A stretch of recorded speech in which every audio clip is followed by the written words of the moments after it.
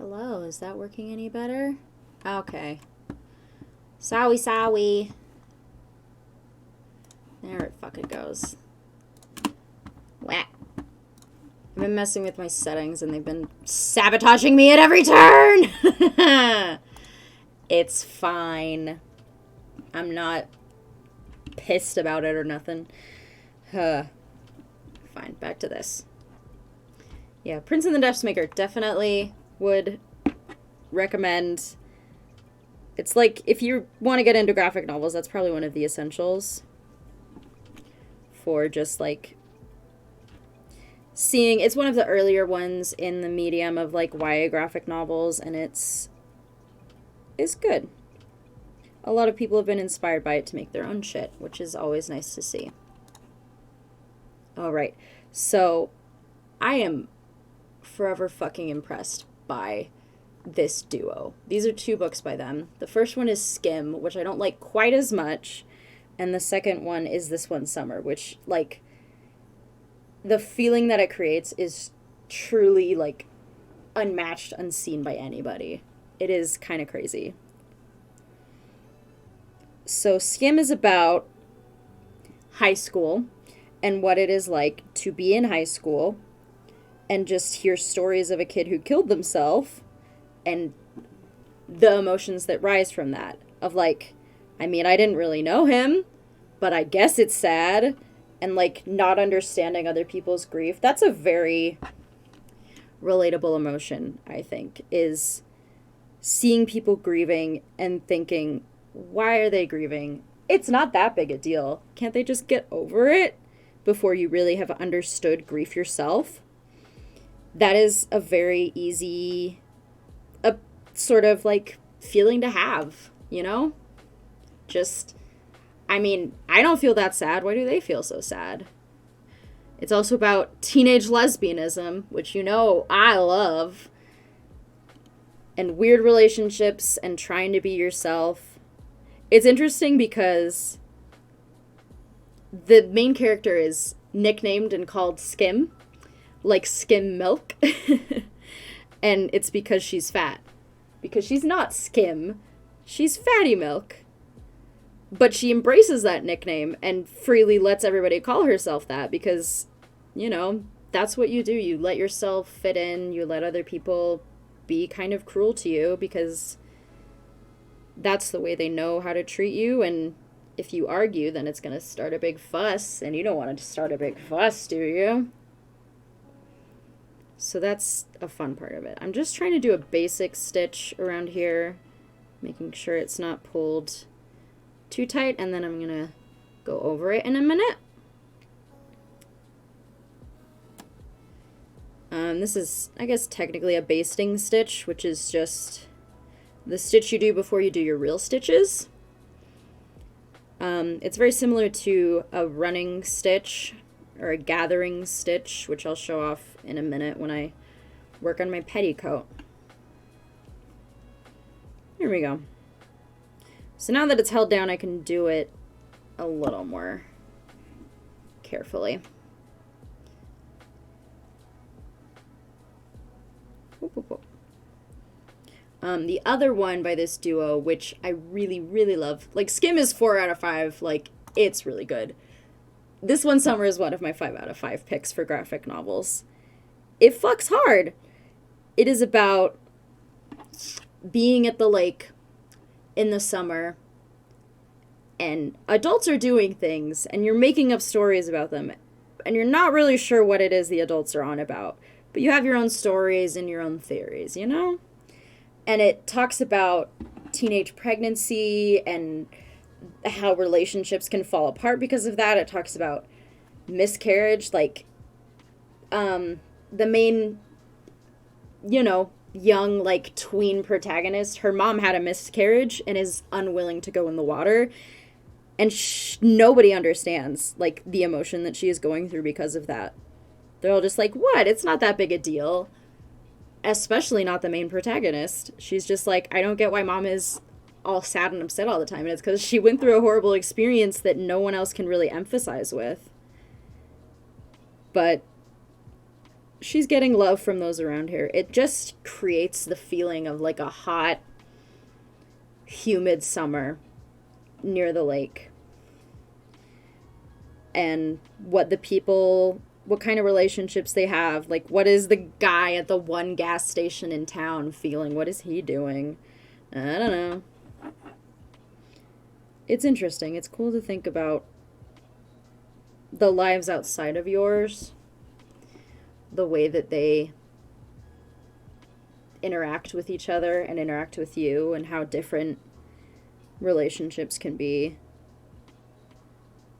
It really does just create the feeling of like a balmy, hot summer, which is impressive for a book with just pictures and words, you know?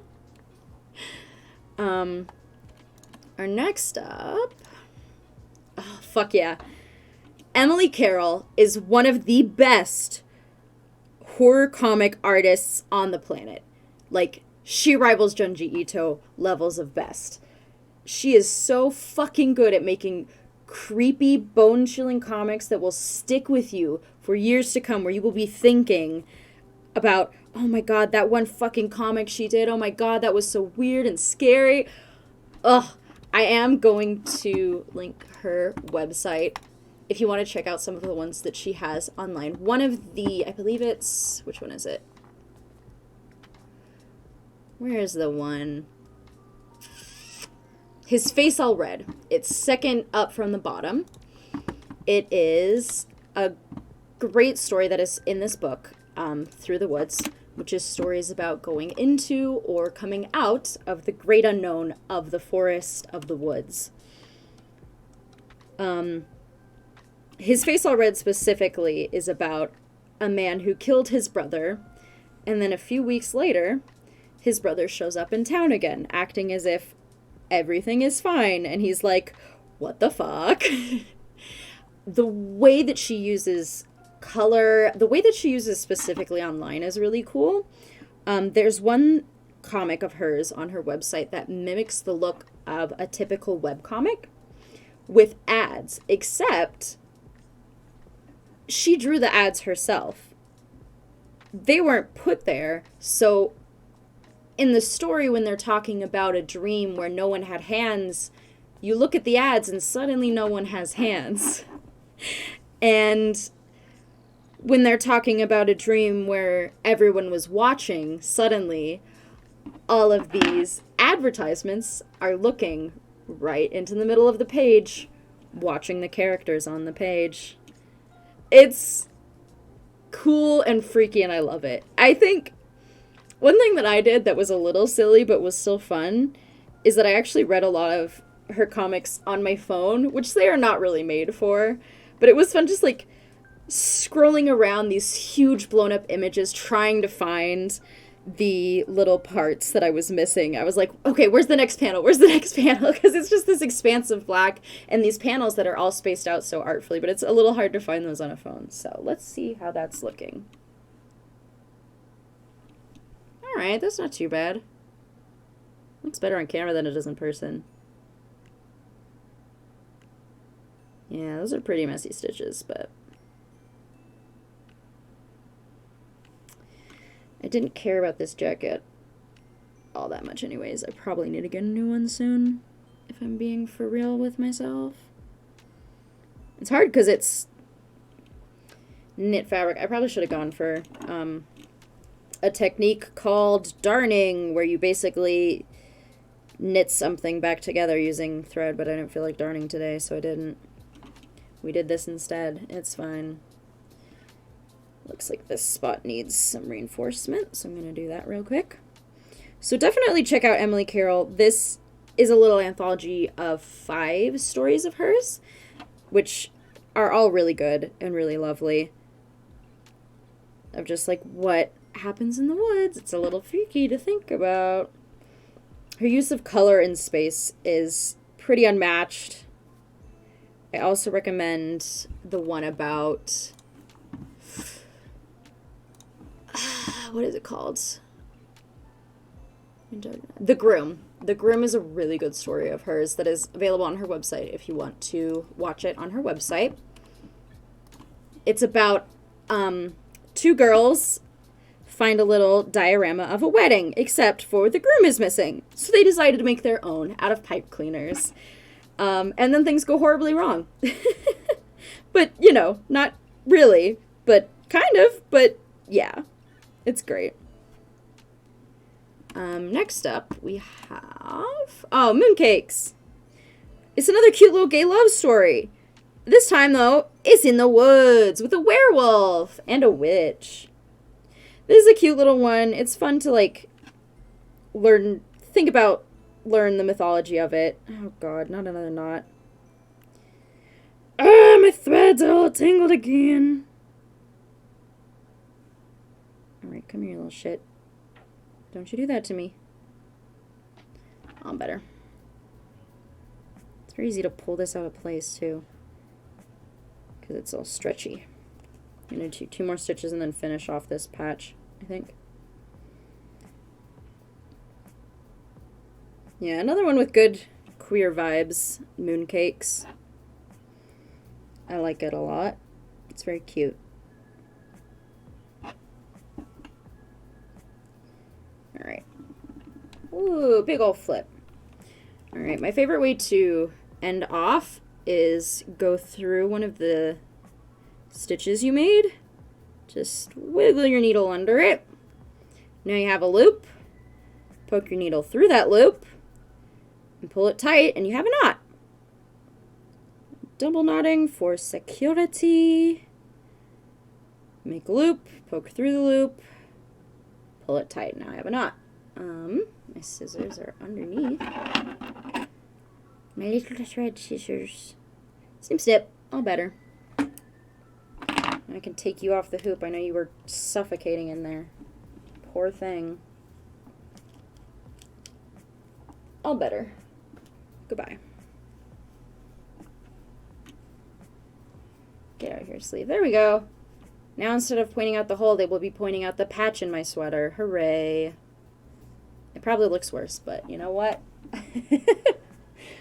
Now it's something interesting for them to look at. Next, I have my petticoat. Yay, it tore along here. I need to fix it. I am very happy I have a petticoat. If you are a person who wears skirts or dresses, I would 1000% recommend getting a petticoat. It instantly levels up any skirts or dresses that you have. It's a magical invention. It's great. So this one I am going to use a running stitch, which is just the most basic in and out of fabric that you can do. Let's throw that in my mini trash can. So I'm going to do my threading the normal way now so I don't mess myself up again. Camera, if you could stop doing that! So normal way is you leave a loose end here. The other way is the beginner way. They both technically work, but you know. So once again, gonna tie a knot so that it doesn't slip out of the fabric. Tie a second knot on top of the first one so it's a little bit thicker. A lot of this is like pretty delicate work. You need good eyes for it. Luckily I have them, I guess. I've always liked little details. Yeah, those knots ended up next to each other, so I'm going to do another one. Try and get them not next to each other. Wah, I fucked up. That's okay. Alright. Scoot up a little bit. One love. You should be right on top. Fuck me, that's just 3 in a row now. It's generally easier to do knot tying with without the thread cut. You can also do it with the thread cut. But because you have a bigger thing to hold on to in the form of the bobbin, which is this thing the thread is wrapped around, just tugging the knot closer to the other ones. Okay. Oh, careful. Delicate, delicate.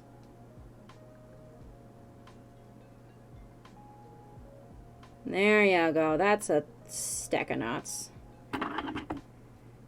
And then clip the excess, wrap it back up, and put it away. I can put my scissors in a place where I can find them, and grab my thread, and go. Big old petticoat. Not sure the best way to arrange it all. Okay. So I might need to do some clipping here because there are still a couple places where it's connected, which will actually make the repair job harder. So let me put that back in my pincushion before I stab myself. Oh yes, that's the next one. Nimona fucks hard. It's really good. Nimona is a graphic novel that is a great example of something that started off as a webcomic published online, and then was finished and graduated into being a published novel that went to stores and is beloved by all, including people who don't read webcomics as much and only will read published books, which, lame of you, but you know. It's a great little story about Nimona, the punk little shapeshifter. It's got great metaphors, really, for, you know, queer identity as usual. It's written by a queer author, which is one of the reasons for that. Oh my god. Oh god! I fucked everything up! Get back in there. You good? I just punched the camera and it fully fell. Oh my god. Okay. Be careful not to reach up that high. So with this running stitch, you basically just fold the fabric up on your needle. That's why embroidery needles are usually longer, so you can have more folds of the fabric on top of them.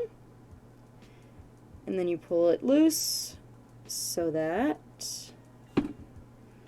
it's no longer gathered. It kind of started as me not knowing what I was doing, but when I was making a lot of doll clothes, I would do just a basic running stitch, one direction, and then I would go back the other direction.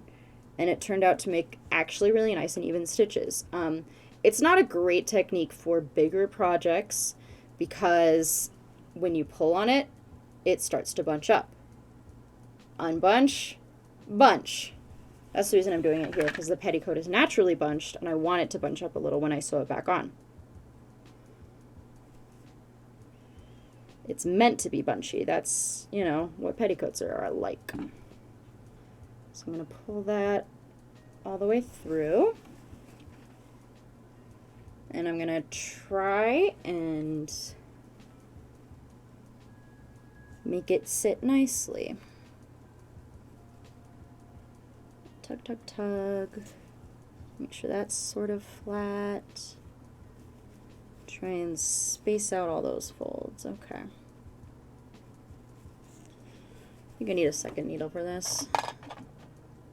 Or actually, This is one of my top tips that I learned because no one told me to. I just tried doing it. Is get some mini binder clips. They are extremely useful. I'm going to use one of them to hold the end of my thread here so that it does not get lost. Because with a running stitch, there's also the possibility that this will get tugged all the way through the fabric and you'll lose all that work you just did.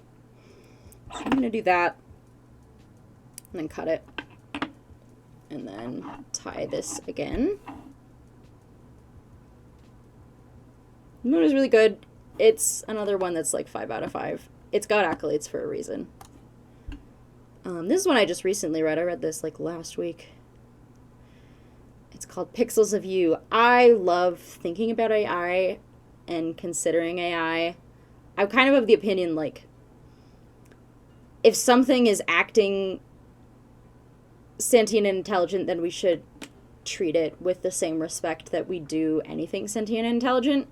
It's like sort of related to the way I get pissed at people who mistreat kids, because like kids are smart. They know if you're being an asshole. Don't be an asshole to kids for no goddamn reason. It ain't cute. I don't like you when you do that. Nobody likes you when you do that. Okay.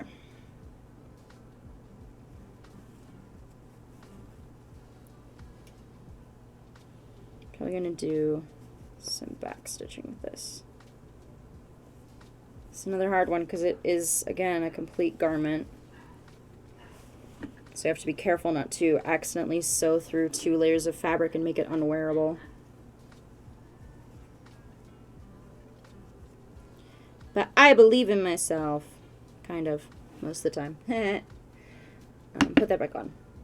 So yeah, this is a book about a human and an AI who are both photographers and get in a fight and are forced to team up on their next photography project by the person in charge of the gallery they are both working at and publishing their photography in. Ugh, more threads I need to cut. Get out of here. You're making a mess. Into the tiny trash can you go. Okay, come here. Come here, love. It's a lovely little novel about perspective, of how we see the world, of how our perspective differs from that of other people, from our parents. I think one of the most interesting dynamics is that of our main android protagonist and her parents. It's sort of said that she is a slightly more advanced AI than they are. So a lot of the things, like the discrimination she faces on a daily basis, because she has a normal chassis, as you can see, she's the one in the camera lens on the front cover. She looks normal, but she is still recognizable to others as an AI. And so she's treated differently and in a lot of cases discriminated against because of that. And when she tells her parents about it, they really just don't understand what they're doing. And it's sort of like, well, one, it's because they don't really have the same emotional intelligence that she does because she's of a more advanced generation. She was born of AI, not born of humans, which makes her more advanced. And also, they look like robots all day, every day. So they can't really understand the way that she's living that double life, that double existence of trying to fit in, be the best of both worlds. It's pretty fascinating. Come here. So with this, I'm going to do some back stitching, which is basically you do stitch one way, then you go back.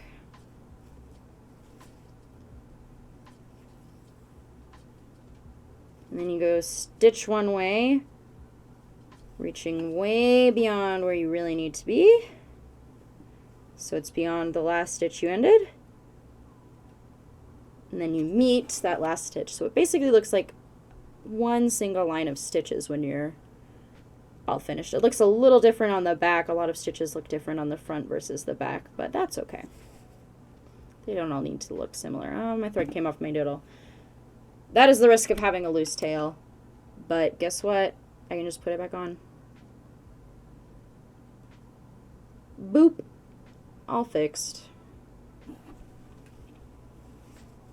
Yeah, so I'm just leaving that running stitch in. And then when I am all finished, I will take it out of the fabric because it's a little bit more obvious.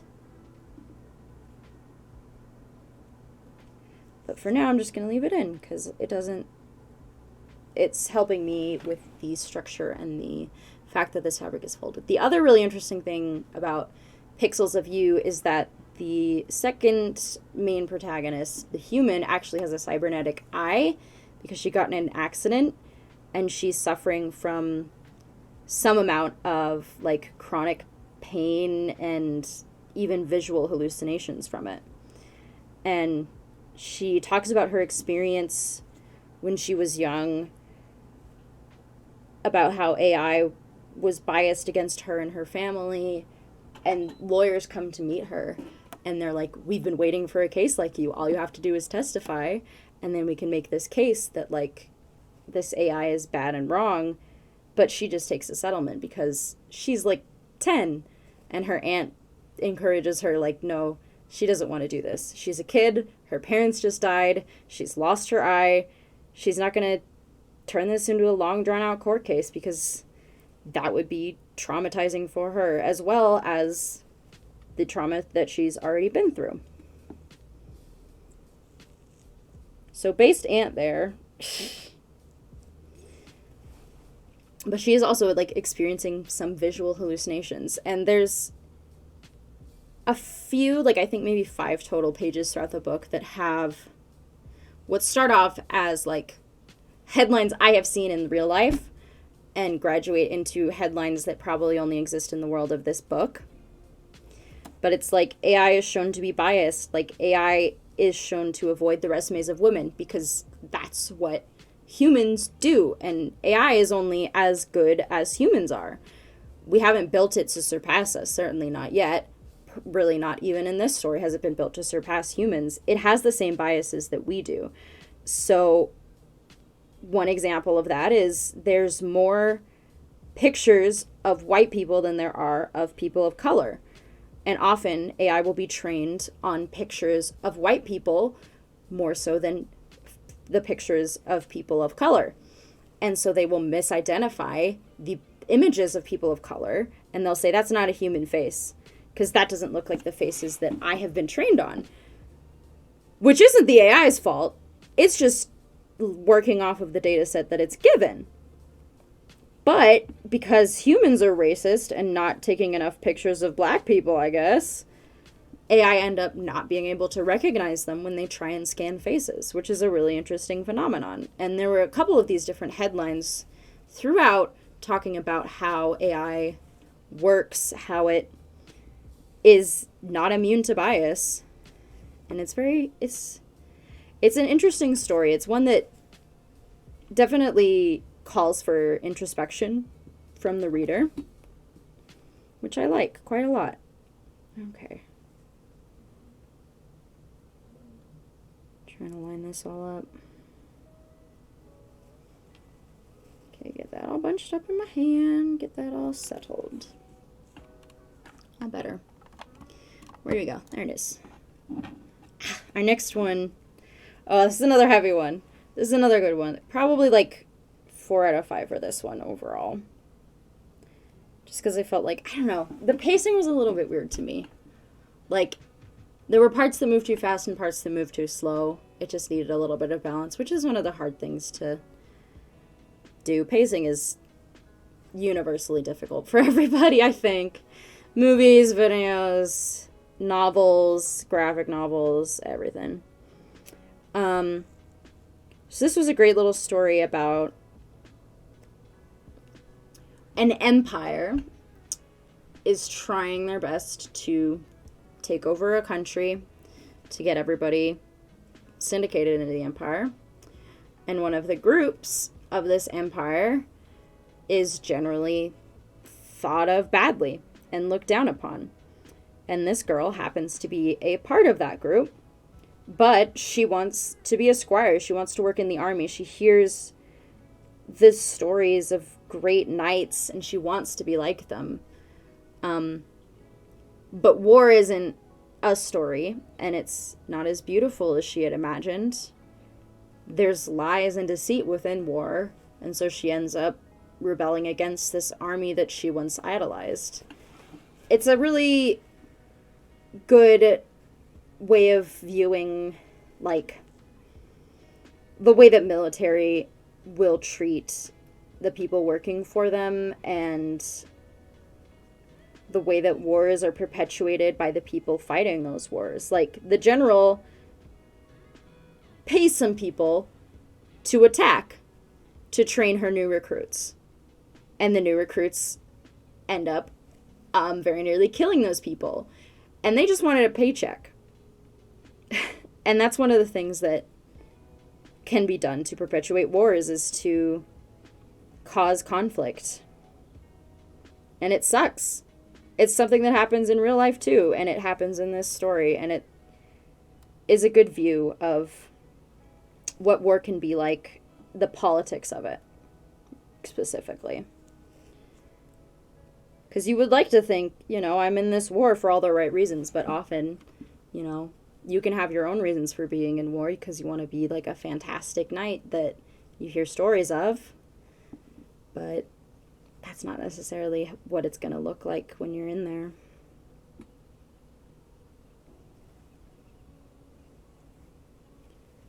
Okay. Getting through it. Getting there. This one was super cute. This is based on the Shakespeare play Twelfth Night, and if you haven't read that one of the most bisexual plays ever written about. It's about Viola, who is pretending to be her brother and is like writing love notes and falling in love with the words, and it's a mess, and it's really funny. I love the world that this book creates, specifically with the ideas of Shakespeare. Like, everybody in the school is like either a fairy or a human, and they have to like have their little conflicts about that, where the fairies are like, well, I'll do the magic part and you can blow up balloons, because humans can blow up balloons. They can't do the magic part, but they can blow up balloons. It's so fun. Like, there's Queen Tatiana as a character, and all she wants to do is be prom queen. She cares about nothing else. She just wants to be prom queen. It's so funny. Or like the 12th night dance queen, whatever. It's not like prom, but it's a prom equivalent. It's got some other fucking name. Spring fling, I don't know. But yeah, it's about this little genderqueer baby getting caught up in the middle of, first of all, going to a new school for the first time without her brother there, which is very sad for her. She's having a really hard time adjusting without her brother in school, which I can get. It's sad to like leave your twin brother behind and leave siblings behind. I have a younger brother, and he's 2 years younger than me, so we spent some of our school time together, and then we would have long gaps without each other, like 2 years while he's catching up. Like, we had 1 year of high school together, 1 year of junior high together, and then a couple of years of elementary together, but you don't really interact with the other grades in elementary as much as you do in high school and junior high, I feel. So it was interesting to, see that perspective, and I punched the camera again. Whoops. See the perspective of, one really interesting part that I really liked was when the sort of deception is revealed. Not that anybody was trying to do a deception. It was just like, I'm going on a date with Viola, and it's like, no, that's her brother, you fool! And it's like, hi Viola, how are you doing? And it's like, bro, that's not my name. Very funny, very shenanigans. I like it.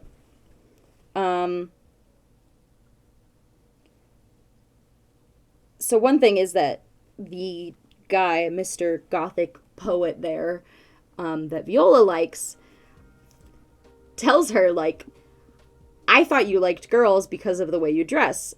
And you can see that Viola, like, kind of dresses in a more butch fashion than is normally acceptable. And, that is sometimes a way that girls dress so that other girls will know that, hey, I'm available. I'll be a butch queen, baby. I've gotten myself into a pickle. Oh, God. Come off. What are you connected to? Fuck off. Okay.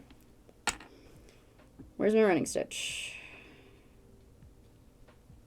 That's not it. That's it. Oh, wait, I had a knot on the other end. I need to not tug it through all that fucking fabric. That was dumb of me. Oh, God, maybe I will. Well, running it even further. Where is it? There you are. Woo! Let's extricate you, huh? Yay, running stitch. All done. Because now it's mostly sewn, so I don't need that to hold tension within the fabric anymore. I do need to rethread this needle, though, because it came undone. It's super cute in 12th grade night seeing just like a fairy high school where everybody's got wings and they're fluttering around, and like there's plants and vibes in the corridors. Everything's very sparkly and cute. It's super fun. I love the world that it builds, especially. It's one of my favorite aspects of it. Okay, I'm not going through 2 layers. Cool. Oh my god, I keep tugging on that when I don't mean to. This is a novel with no words. Sean Tan makes a lot of really, really good and cool books. He's just primarily an illustrator. Like, a lot of his books don't have any words, but they don't need words. They're fucking cool anyways. This one in specific is about immigration, but told in a very metaphorical sort of style. Like, it's about someone arriving in a new city where everything is strange and foreign to them and to you, the viewer, because it's a story that has been drawn by somebody to be very deliberately strange and weird. So there's things that are sort of analogous to fruits that you may know, but I don't know what kind of fruit that is. It's weird and out there, and I don't get it. But it still exists, and it's still cool. And as this man, the main character, goes on his journey, he meets lots of others who also fled their homes and came to this city in order to live a better life. It's a classic immigration story. And the way that things are represented, it's like there's a giant's foot coming down on our town, and that is why we had to leave. Or there were men with flamethrowers taller than any of the buildings bearing down on our town, and that's why we had to leave. So it's, you know, you can sort of see, like, men with flamethrowers can be likened to a lot of real world things. Like, maybe it's a natural disaster, maybe it's an invading army, maybe it's something else. I think one of the, like, things is aliens are coming and abducting people, and that's why they had to leave, that's why they had to immigrate. But it's also just a beautiful story of immigrants coming together and helping each other out, because the one thing that all of these different people that you meet throughout the story have in common is that they are all immigrants. They all went on this journey, and they're all teaching this man how to live in this new world, in this new country. It's very beautiful in that way. There's a big old tangle back here, huh? All right, I'm going to tie this one off and call it done. We got that patch taken care of. Hooray! Alrighty. Come on. Tail's also too long sometimes. There it is. All better. Alright, double knot for security. So I would definitely recommend looking up the works in general of Sean Tan. This is, I think, his most highly acclaimed work. But that doesn't mean his other ones are any less. I love them all as well. This one just is particularly resonant because of the theming about immigration, which a lot of people can relate to. A lot of people are immigrants or children of immigrants. Put that in my tomato to keep it safe. Clip that thread. Here's one of the threads that came out, which is the reason I had to repair it, because this thread decided to stop doing its job. Yeah, there you go. I just did all the stitching right on top of that seam, so you can't really see it. There we go. I might want to clip that as well, but I think I'm going to leave it for now. Oh god. Sorry. Sorry.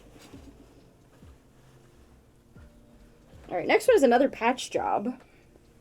We'll see if this one is any easier than the other ones have been. This one is a shirt with a hole on one of the sleeves. It's the other one.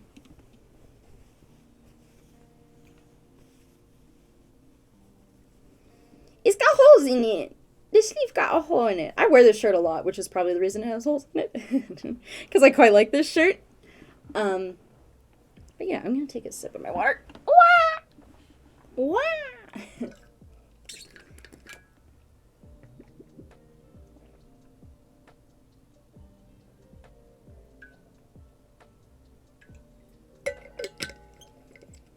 All right. Oh, there's my embroidery thread. It's on the floor. Come here. Come here. There it is. you may stay there for now. So for this one, I was trying to find a gray fabric, and the best I found was this one, which has sparkly spots on it. I guess it works, though. I can have a sparkly spotted shirt. That's fine. Who says my shirt can't be sparkly? Nobody. And if they do say that, I'm going to tell them to fuck off. I can have whatever kind of shirt I want. Next up is squats. So this is, you can sort of see it. There's holes along the fabric, which means that this is the edge of the fabric. Generally, people will skip using the edge of the fabric just because of those holes, and it tends to be a little bit stiffer. This edge isn't fraying, while this edge is. You can see all those little danglies, while on this edge it doesn't have them. That's one of the reasons those holes are put on the edge of the fabric, and also it's usually dipped in glue. I actually have, I don't think available, but there's a great product that will stick together the edges of your fabric. If you ever have fabric that is easily frayed, it is like essential for making doll clothes, because if those fray, like, your measurements are all off, you're fucked. You need your fucking things to be on lock. You can't have fraying fabrics when you're making doll clothes, or you will have no clothes. So I think I'm gonna turn this bad boy inside out. Woo! Hi. Luckily this one is towards the edge, so hopefully that makes it a little easier. So I also kind of want to reinforce this edge is becoming a little bit raw. So I might, like, fold some fabric over the top of it. I have to decide. I think I'm going to do this for now and just mount it onto there. I'm going to cut this in half. Snip, snip, snip. Squad is, if you look at the cover, you can probably guess, about werewolves. Teenage girl werewolves, specifically. It's interesting because they make a rule of only killing bad boys, basically rapists, who are doing cruel stuff to girls. And they're being very careful about their murder, but then one night everything goes wrong and everything changes. That's how it goes. You have to have a conflict. It's interesting because I think this one is actually based on a novel. I'm not sure. Some of these are, some of them aren't. But our main character, that one turning towards the camera, I guess, turning towards the audience. Here's my gray thread. She is newly inducted into the squad of these 3 werewolves. They all sort of befriend her. They're like the most popular girls in school because their abilities allow them to have enhanced strength, enhanced beauty, etc., etc. But it gives them a terrible hunger. So every full moon, once a month, they just get ravenously, horribly, awfully hungry and will kill in order to get food. They have to kill in order to get food because the only thing that will sate their hunger is human flesh. So she loves it, but she also kind of ends up hating it because she's like, I love being this powerful, but also I have to do murder. Oh no, it's the trade-off. It's a cute little one. This one's probably 3 out of 5. Like, not my favorite ever, but I like it a lot. Nonetheless.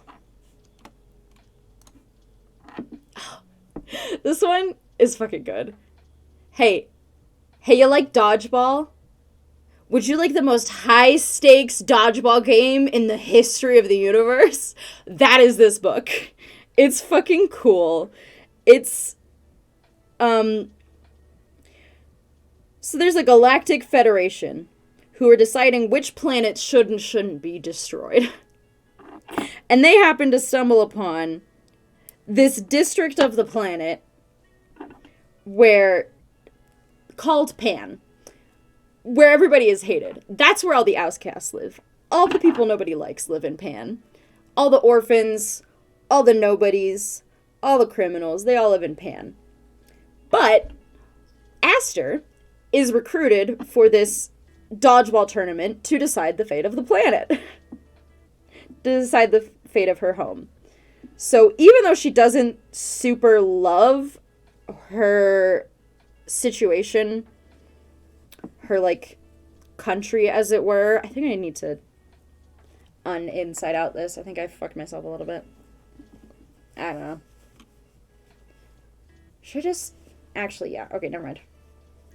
I'm second guessing myself as usual. God, as long as it's over the lines, then that's okay. And then I can just sew around the edges of the patch, not around the edges of the hole, which is what I always fuck up. That's what I fucked up on the first one I did today. Ah, well. Too late to fix it now. Okay, I might have to... This one I'm worried about it being a little uncomfortable. The jacket I don't notice, because that is a jacket that always goes on over my shirt. I don't notice how it feels. This one I probably will notice how it feels. So I'm just going to try and go right below the seam line on this, and then I'll probably end up cutting the fabric to fit a little bit later. I'm like stabbing myself in the thumb trying to figure out where I want my needle to come out. All right. Yeah, so the most high stakes fucking dodgeball tournament of your lives. It is so fun to see like all the ways they can sort of bend the rules of dodgeball and advance upon them and everything. It's a very fun one. That one's a 5 out of 5. I love it. Okay, that's still, yeah, it's fun. Ahem. This is one that I just read recently. When I go to the library and I'm there for like a limited amount of time, I love to just pick up whatever graphic novels catch my eye off of the shelf and read them, because I know I'm not going to be there for more than 2 hours, so I'm like, okay, I'll just pick up some random graphic novels. That was, the hard part was trying to remember the ones I'd read and hadn't read. So these are definitely not all the graphic novels I have read, just the ones that I can remember and, you know, put together in my little slideshow. This one was really good. This is, I think, Celtic mythology is what it was based off of. It's definitely got that mythological fairy tale feeling to it, which is really cool. It's the Daughters of Ys. So, I mean, the basic story is, once upon a time, there was a witch who begged the king to take her away from her horrible husband, who kept forcing her to perform magic for him. And the husband agreed and killed her horrible, and the king agreed and killed her horrible husband and made her his queen. And because of that, she agreed to forever assist his kingdom, to keep the sea at bay, to tame sea monsters to work with them. But magic comes at a price. They had 2 daughters. One daughter who hated living among people and lived in the wilds, and one daughter who was devoted to her city and to her father, and who took up her mother's mantle when her mother perished,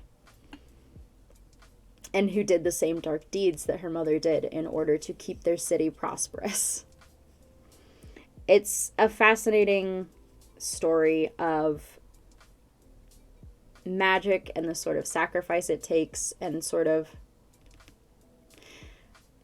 the like hatred that can come from someone who's been forced into a specific role by their family, seeing siblings who haven't been forced into that role, and just like the mad jealousy and anger, and saying, you don't understand what I have sacrificed, and you just get to live perfectly, and I am the one who's been given this burden, who is forced to continue making sacrifices for our town, for our father. Alrighty. And it's a great story about that sort of relationship between siblings that happens in fiction, but also in real life.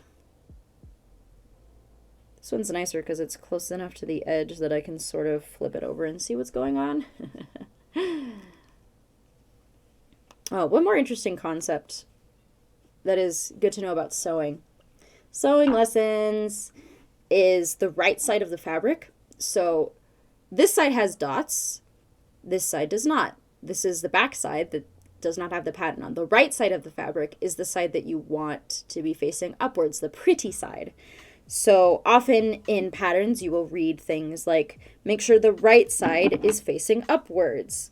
It doesn't mean right as in directions, it means right as in the side that you want to face outwards, the side that is pretty, that is the right side when you are talking about patterns and the language that is being used there.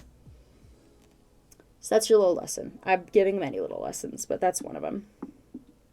I think someone penciled on this. No, that's just a loose thread. Never mind. Some of my fabrics have pencil marks on them because they were used for projects that then got abandoned and then got given to me because it was like, I'm never going to use this. This project is over with. Here, you can have it. And I'm like, thanks. I love being everybody's pity pile. I like collecting fabrics. I especially love fabrics that have small patterns, small enough that they can be used for doll clothes. Like, if you have a big old pattern, then it's harder to use that for doll clothes because then it is like, okay, well, I made a shirt for this doll. There's a single strawberry on it. I wanted like a strawberry shirt, but there's only one that can fit because it's a small little doll and you can't fit that much on it. That's how it goes. Okay, gotta be careful on this part. Okay, is that sitting straight? Don't want it to sit too tightly. Yeah, so Daughters of Ys, probably 5 out of 5. It's a really good one. It's got a lovely painterly style as well, which, again, brings to mind, like, fairy tales and myths and things about a city in the middle of the sea that has high sea walls. And how is it possible to live underwater like this? Ooh, magic. I read this one this morning. I was just looking for if there were any others. This one is definitely based on a story by Mary Downing Hahn. I believe I read quite a few of her books when I was little. I liked horror then, I like horror now. It is fun to get scared. So, this is a cute little one. I think I might have even read this book because it seemed familiar, although I'm not entirely sure if it was this one that I read or some other nameless ghost story. There's lots of ghost stories out there, even for kids. Kids deserve ghost stories too. Probably 3 out of 5 on this one. It's decent, but again, like, not my favorite. It has like a cute little message about loving your step siblings even though they're weird, but you know, it's kind of, you know, it's a little upsetting. Like,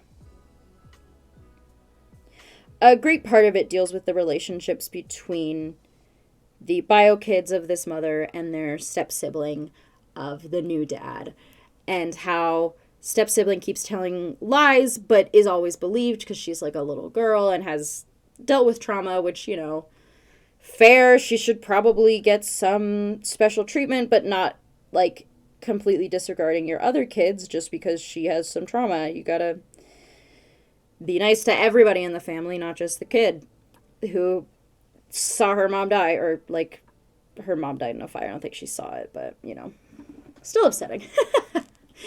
But it's interesting, little ghost story about, you know, the upsetting part is like the sort of, I guess it's a new word, but the parentification of the main female character who's always being asked to watch over her little sibling, despite the little sibling hating her and constantly running away and like disappearing on her. And they're like, it's your fault if anything happens to the little sibling. And it's like, no, it's not her fault if anything happens. You are the parents. You should be the one watching the kid. Don't put it all on your daughter. God. But, you know, it's a pretty common family dynamic as well, to put everything on the eldest daughter. Everybody knows that by now, I think. Okay. This is another ghost story. This one is Anya's ghost.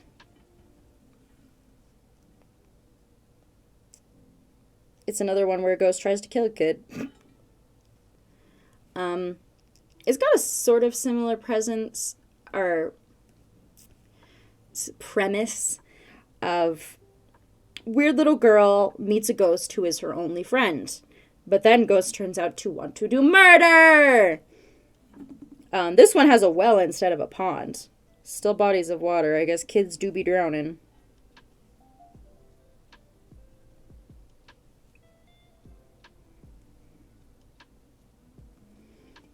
My stitching looks very uneven. Wow. I could probably do something to fix that. But I'm already halfway through!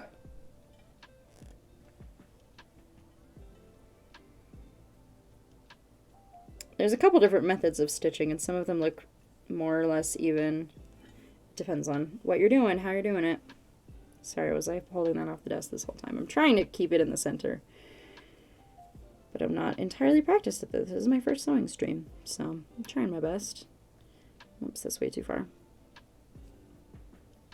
Yeah, similar sort of story.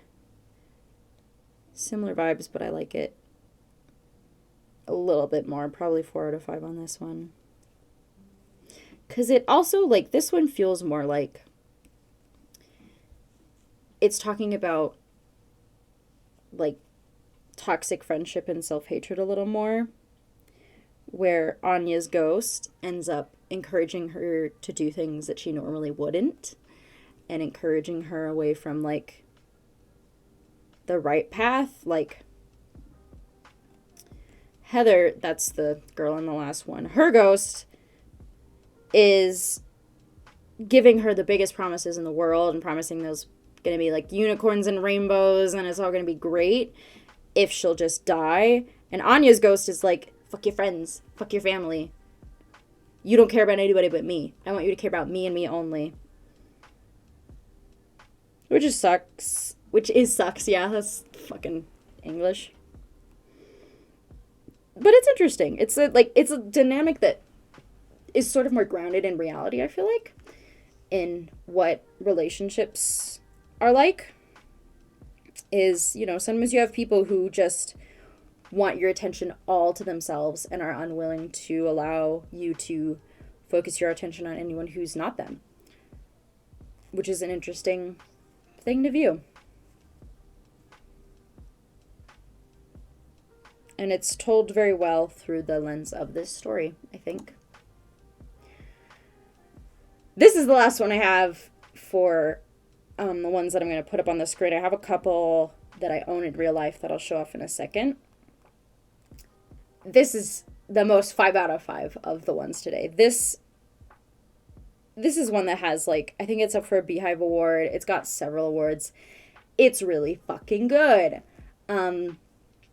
It's a story about communication and the way that stories and fairy tales change depending on the time, depending on the place, depending on who's picturing it. It depicts that in a really lovely way as well. There are 3 different fairy tales that appear throughout the book. There's 2 that are Cinderella and 1 that is a version of The Little Mermaid. They're all, like, a little bit different, a little bit mixed of what, you know, it depends on your cultural origin, where you've heard these stories and what these stories were like in your time. And it's interesting because the first one is being told by the main character, who's a kid living in America, like, son of immigrants, that sort of thing. Okay, I think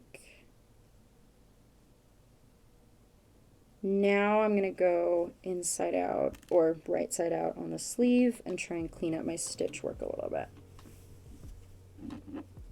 So hold that. Flip, flip, flip. Oh, look at all that dust. Great.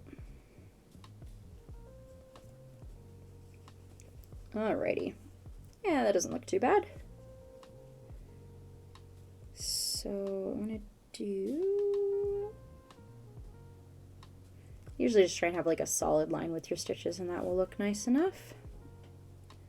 So I'm going to connect some of the stitches that have blank spots in between them. And that should help it look a little neater.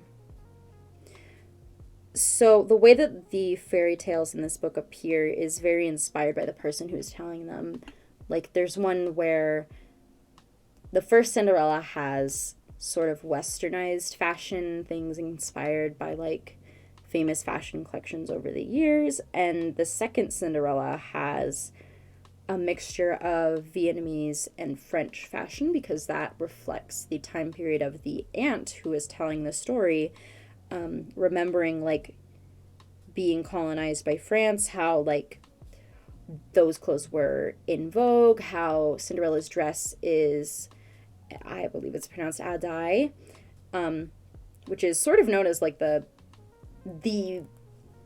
dress of Vietnam.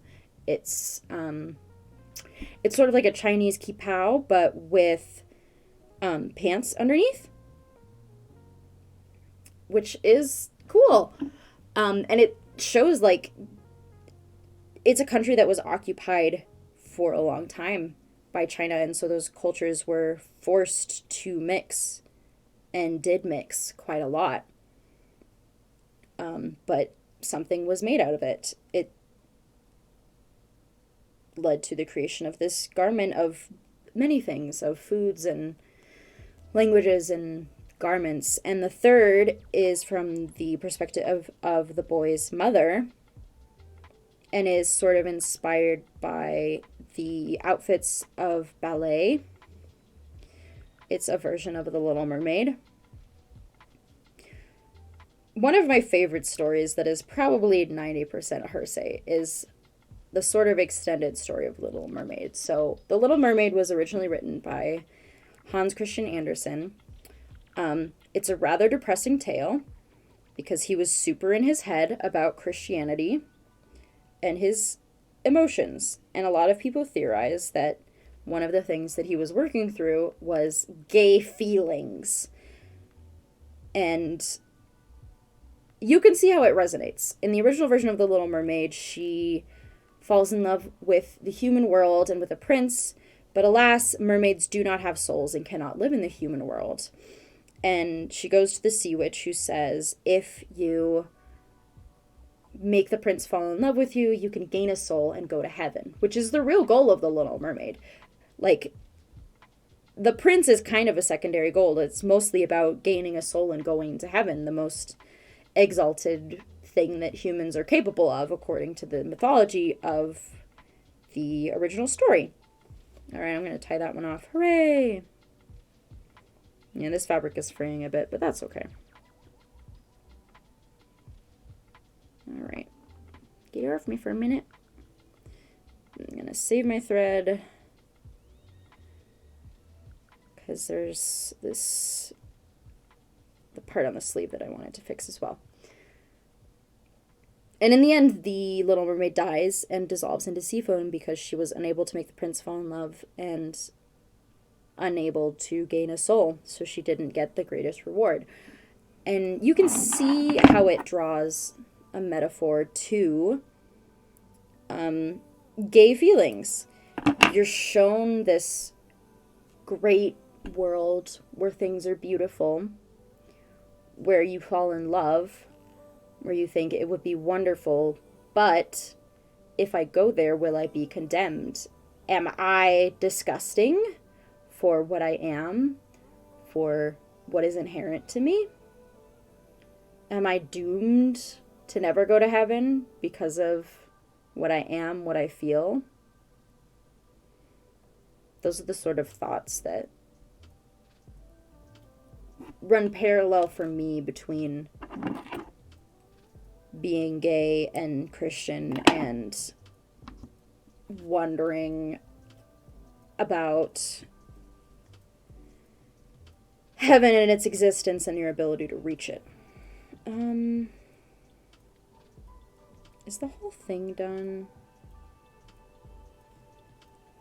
I'm wondering if I should get probably a longer strip of fabric. All right, go over there for a moment, my love. Let's throw my scraps away. Whoops. Bumping everything again. Okay. Let's see about how much fabric I need. So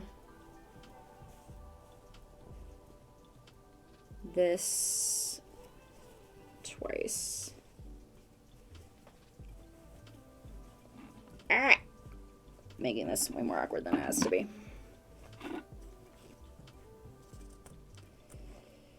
Cut. This is sloppy as heck, but I'll fix it in a minute. Cut. Oh god, so messy. It's fine, I'll fix it in a minute. Alright. There we go. And then I want to trim this down to be just one little strip.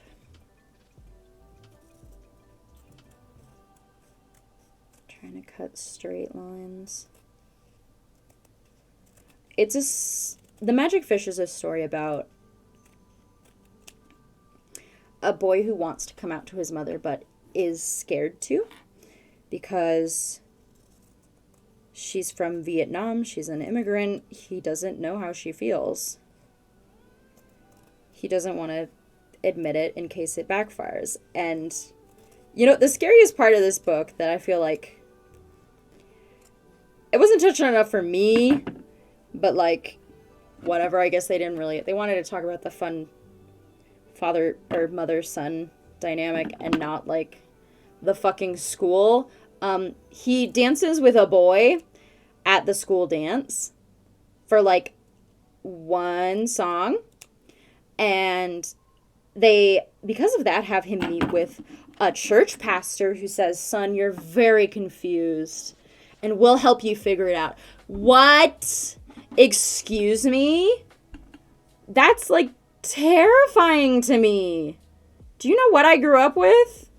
I grew up with stories of kids who shot themselves in the church parking lot because they were ashamed of being gay, because that's what the church said you had to be, is ashamed of being gay. This isn't quite long enough, goddammit. Whatever.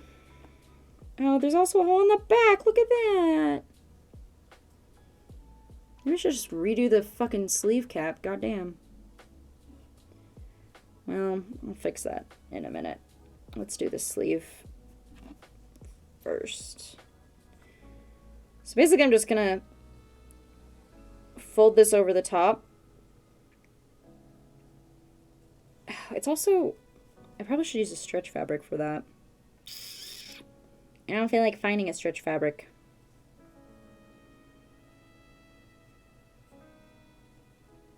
I really would like it to be long enough, though. That's very annoying that I didn't cut it long enough. It needs to be like an inch or so longer. Back. See, this is what happens when you fly by the seat of your pants, everybody. It's usually good to measure when you're sewing. I'm just a lazy bones. Where's the part that I've been cutting? Okay, so I'll do to there for insurance purposes. Wait.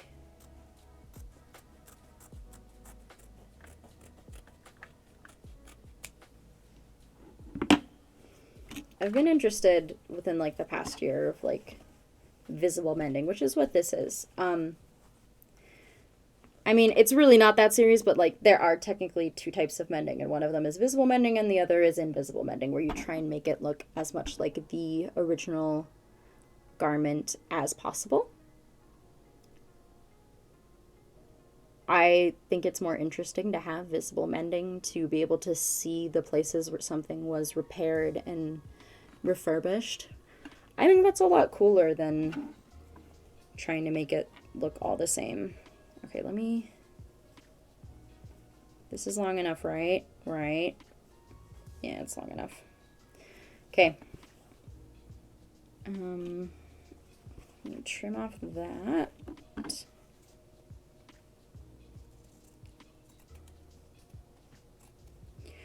I don't know if I can find them. I have a pair of leggings that I practiced darning on, which is where you weave together thicker threads. Sometimes you can use thin threads. That's one that is often used for invisible mending, because if you use threads that are similar enough to the original garment, because fabric is made out of threads woven together, it often looks very similar to the original and is almost indistinguishable if you do it correctly. However, there's also visible darning where you can use like embroidery floss of any color. I used pink and orange on mine and it looked quite cute, where it's just a little cross stitch or a crossed pattern, like a little picnic basket of pink and orange thread, just covering up the hole in my leggings. I think it makes it more interesting than it would look otherwise, and so that's why I quite like visual mending in general. How is just this sleeve done? Okay, this one has a little bit of nonsense, but I don't think it has holes. I guess I use my right hand more because I'm right-handed, and that's why. I am actually going to take a quick break for the bathroom, so I will be back in just a minute. Thank you. Bye for a second.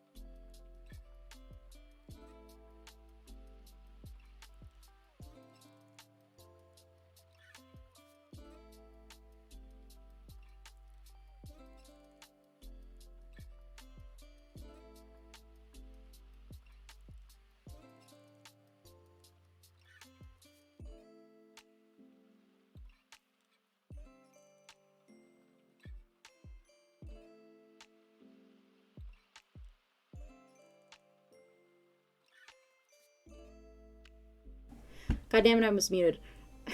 Giving a whole lecture and no one can hear me. I was saying I really love using these clips instead of pins, especially on miniatures. If you use pins on miniatures, then sometimes you can see the holes that the pins make in the garments because it's on such a small scale. So that bothers me in particular. However, if you use these clips, then you can just, your fabric's there. You don't have to put a pin in it in order to hold it, which is very nice. I like it. So I would recommend doing that, especially if you're doing miniatures. I think it's a very useful little thing. I didn't buy these for myself. I've had them forever, and I just thought to use them on my projects one day. Is that lined up? There it is. Okay. Because I wasn't sure. Like, I just tried using it one day. I was like, that's a way to hold fabric together that's not pins. I don't really want to use pins. And they work really well for it. Might even put a second one here for the moment. They were bought for me, like, my dad got me a whole kit of crafting supplies in a toolbox because he loves toolboxes and crafting and all of that, and he very much encourages us children to do it as well. So he was like, here, it's a crafting kit. Do some crafting with me, please, please, please. Of course, I'll help you do crafting, Dad, and show you all the fun things I make. He loves seeing all the stuff that me and my brother make.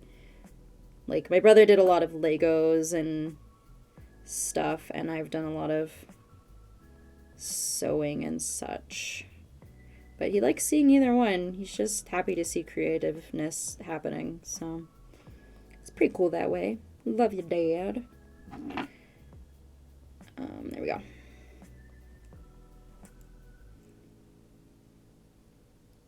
Get one more stitch through all the layers. Yeah. There we go. So the other graphic novels that I have are the ones that are 6 out of 5s because they are the ones that I liked enough to purchase. They are the ones that I physically own. So I think I brought my whole stack into the room here. They're all next to my elbow. Let me put pause on that and get my first one. Come here. This is On a Sunbeam by Tilly Walden. Tilly Walden has made a couple of books. This is my favorite that they have made. I really love it. We'll put it on the desk so y'all can look at it. It's going to be covered up, but so are all the other ones. So On a Sunbeam is a fascinating story about space, about being in love, about getting your first real job, about a lot of things. Is there a basic plot summary? How do you summarize this plot? A restoration crew travels to the deepest reaches of space, rebuilding beautiful, broken structures to piece the past together. 2 girls meet in a boarding school and fall deeply in love, only to learn the pain of loss. With 2 interwoven timelines and stunning art, award-winning graphic novelist Tilly Walden creates an inventive world, breathtaking romance, and an epic quest for love. So it's telling the story of the now and later of this girl's life. The now and the past of this girl's life, where she's joined this crew that I think, like, a relative of hers runs. She dropped out of boarding school because of some incidents that happened that are left a little bit mysterious until further into this tale. And now she's working in this restoration crew who are visiting old, basically, like, churches that have been built in space and trying to repair the stonework and the artistry of it as best they can, trying to repair the electronics too. And she's just trying to fit into this new environment. It's very much like what it's like to get your first job and not really know what's going on, not knowing the dynamics of the people around you, trying your best to fit in with all of it.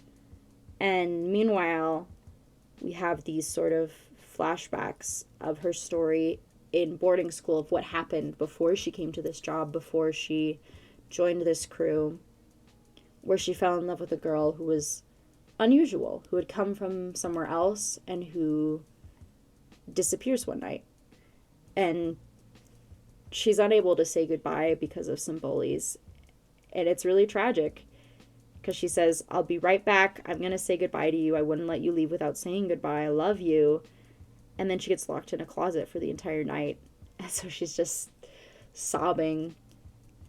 The love of her life is leaving and thinking that she didn't come to say goodbye. And she can't do anything because she's locked in a closet. Can't get out.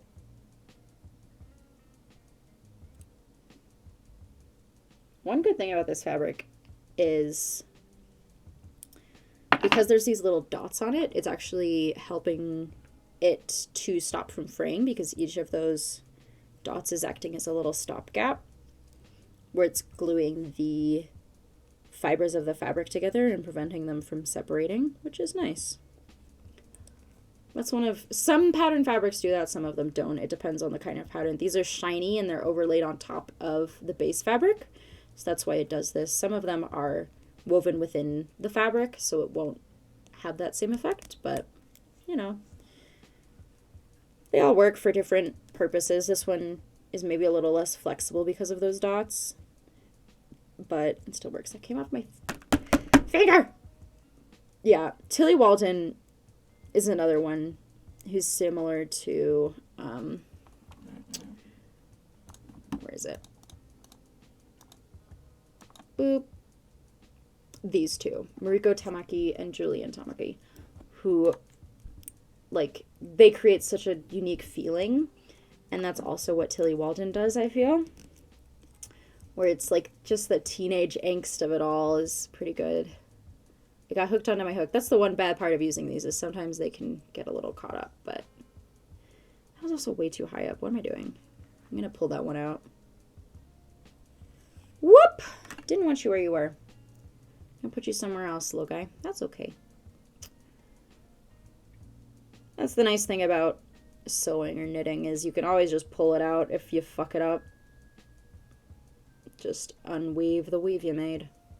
It is annoying to do that, but if you notice your mistakes early enough, then it's not too big of a deal to fix. Okay. Is that a little lower placement? Not quite ideal. I kind of do my sewing by feel sometimes, where I just lightly let the needle hit my thumb so I can tell where it's coming out of the fabric if I'm not looking at it. Which is maybe not, you know, the agreed upon technique, but it's the technique that I use because I don't mind poking myself a little bit. It's not like I'm drawing blood or anything. You have to go pretty hard in order to draw blood with a needle. I've, like, accidentally poked myself quite a bit, and, you know, none of those were particularly bad for my blood staying in my skinness. I think there's only one time where I managed to poke myself hard enough I drew blood. So that should show you how hard it is to do, because I've sewn quite a bit. Okay, this is the difficult part because I'm trying to go through several layers of fabric at once, because this is the seam where all of it is stacked up on top of each other. It's thick, thick, thick. Oh my god.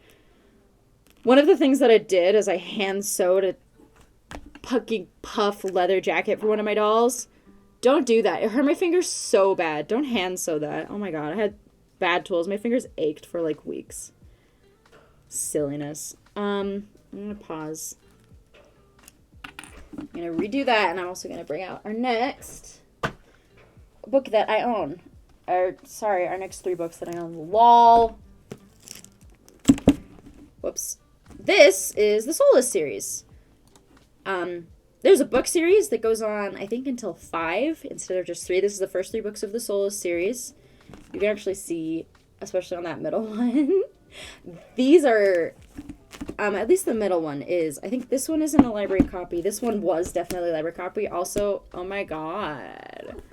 So the barcode got scratched out. I found these on eBay because these are from one of my favorite artists, who is Rem, who actually made this background.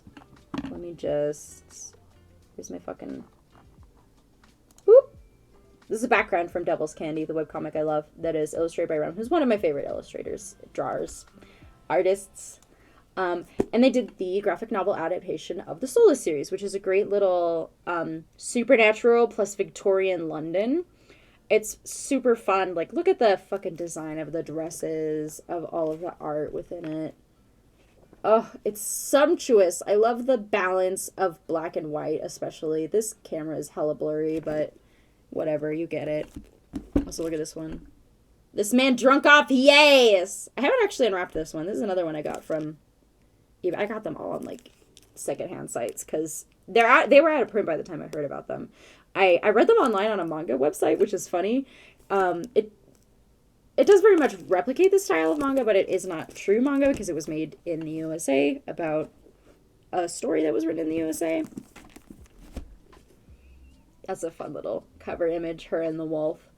But it's a great little series. I'll just leave the first one and put the other ones away, so you still have that visual reference. It's a great little series. I love the books. I actually ended up reading these first because I was looking up all of the works by Rem that I could, because, again, love the art. So I read these way before I read the paperback books of, you know, words and not pictures. But the books are really good as well. I also love, like, the follow-up series about the daughter of these two, the wolf and the woman. They get together. Oh. Sorry, I'm concentrating. Pinch. Okay. Can't continue. Where did my needle go? Oh, God. Let me try not to get myself stabbed. Daily fucking trial not getting stabbed, don't you know? Okay, I'm just gonna go over the gap, because going through the gap is a bad plan. Flip, flip. And I'll probably do the other sleeve to match this. I have this fabric, don't I? It doesn't even have dots on it. Nope. Yeah, I'll use that on the other sleeve in a minute. I believe it's the same length. Okay, gonna go over that one more time for strength. So Solus is a great series. I would recommend reading the novels as much as I recommend reading the graphic novels. They're both great. Read them both, man. It doesn't take too long. It's a fun read. But it's a great depiction of what werewolves and vampires might be like if they acted civilized, if they were forced to integrate into society. Like, every building has a coat room, because when werewolves are coming in and out, you have to have a place to get them dressed. You can't have them walking around naked. The audacity of it all. I love the like sort of biology of the vampires as depicted by Miss Carriger. They work in hives. So they have, like, one queen who is able to create vampires, and they have a bunch of drones, the, you know, baby vampires, who will run around and do things for their queen, and the queen has to stay in place.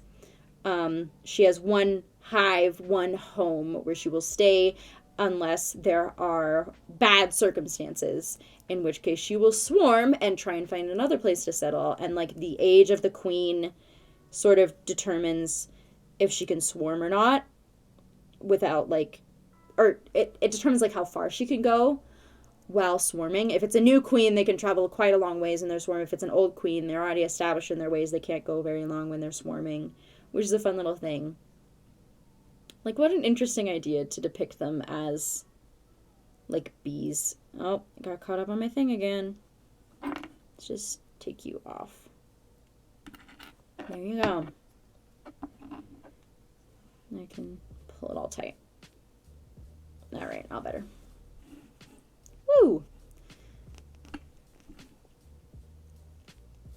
And werewolves also have like a similar dynamic where they're using like the alpha stuff, except in a slightly more nuanced fucking way than usual on this day and age in the internet. Also, like, this is way before, you know, there were court cases about fucking alpha beta books. Jesus. Suing people over erotica, not the move. Like, not that you shouldn't have your own work, but don't sue people for not even copying you. Just writing in the same genre of fiction as you. Come on. There's some silly things happening in the writer worlds at all times, but that's okay. I at least sort of keep up with them. Those silly things. I'm gonna clip a little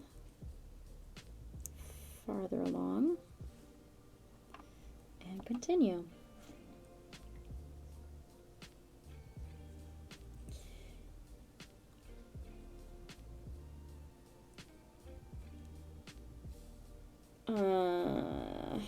Come on. Gotta find my fucking place. There it is. Found it. Hooray! Whoops. Caught on my thing again. That's okay. I'll better. Okay. Yeah, there's a little bit of looseness on the top. I'm trying to match it as close as I can, but it's kind of inevitable that it's going to be a little bit too long. It's really hard to match when you're doing this kind of thing. But that's okay. It was going to be obvious either way, so don't mind it. Come off of there, getting all caught up.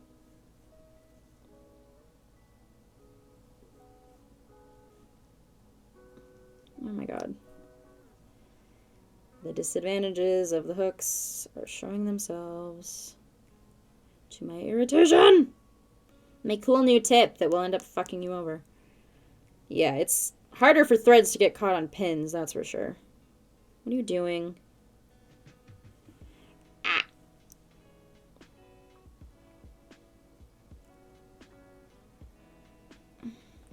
Okay. There we go. All better. Tug, tug, tug.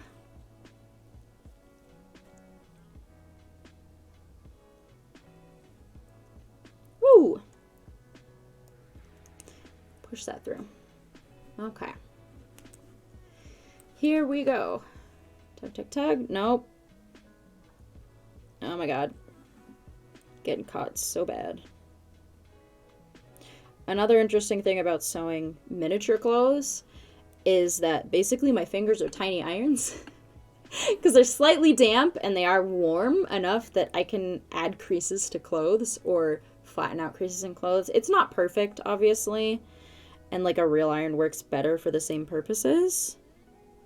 I'm going to need to clip that in a minute. But it does work on a very miniature scale if you're having, like, usually when I'm doing, like, ruffles, I can sort of bat them down between my fingers, and they will sort of retain their shape. It's not, obviously, the best, but when you're working on such a small scale, the fabric will often cooperate with you, let you use your fingers as tiny irons. It's pretty fun.